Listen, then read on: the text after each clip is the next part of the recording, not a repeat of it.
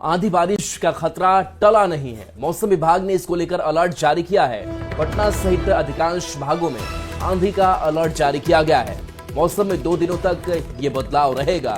बिहार राज्य आपदा प्रबंधन प्राधिकरण की अपील भी की गई है। ठनका से बचने की अपील की गई है। खेतों में काम कर रहे हैं तो तुरंत पक्के मकान में आप जाएं, ये अपील की गई है। इसके साथ साथ सावधानी ये बरतें कि जब बिजली कड़के तो पेड़ के नीचे खड़े रहना जानलेवा हो सकता है। बिजली कड़के तो नदी, तालाब या पोखर के पास ना जाए। बिजली के खंभे से दूर रहें। मौसम संबंधी जानकारी मौसम ऐप से लेते रहें। पैरों के नीचे सूखे पत्ते या प्लास्टिक रखें। तो ये तमाम सावधानियां आप बरत करके ठनका की चपेट में आने से बच सकते हैं। विनीता हमारे साथ न्यूज 18 संवाददाता जुड़ी हुई है। विनीता, क्या अलर्ट जारी किया गया है ठनका बिजली को लेकर?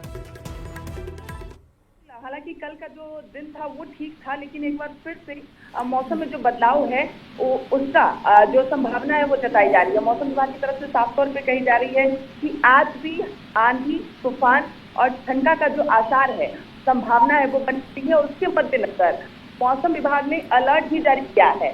और सिर्फ आज ही नहीं, अगले 2-3 दिनों तक मौसम का यही हाल होगा। एक भले ही ठनका और बारिश से मौसम थोड़ा सामान्य रहे, लेकिन उसका असर फिर अगले दिन देखने को मिलेगा।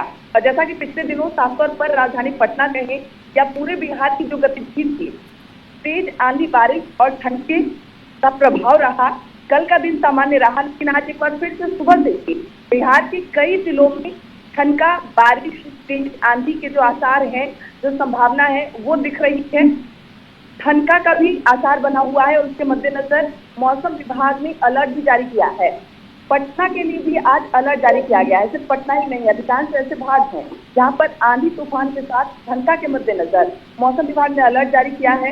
हालांकि कल कड़ी धूप निकली थी, तापमान में अधिकतम रिकॉर्ड भी दर्ज किया गया था, लेकिन इस बार फिर से आज मौसम में बदलाव देखने को मिल रहे हैं। बिहार के कई ऐसे हिस्से हैं जहाँ पर आंधी बारिश शुरू हो गई है।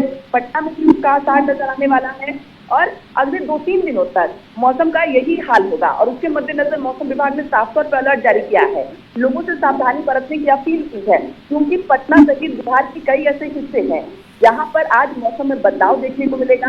आंधी बारिश के साथ ठनका का मौसम विभाग ने अलर्ट जारी किया है। राहुल जी, चलिए, शुक्रिया विनीता इस अपडेट के लिए आपका। और बिहार के कई जिलों में तेज बारिश और आंधी तूफान से भारी तबाही मची है। बीते 48 घंटे की अगर हम बात कर लें तो 48 घंटे में आंधी, बारिश और ठनका गिरने से 80 से ज्यादा लोगों की मौत हो चुकी है। और इसके साथ ही फसलों का भी भारी नुकसान हुआ है। क्या क्या नुकसान हुआ, ये खास रिपोर्ट के जरिए देखिए।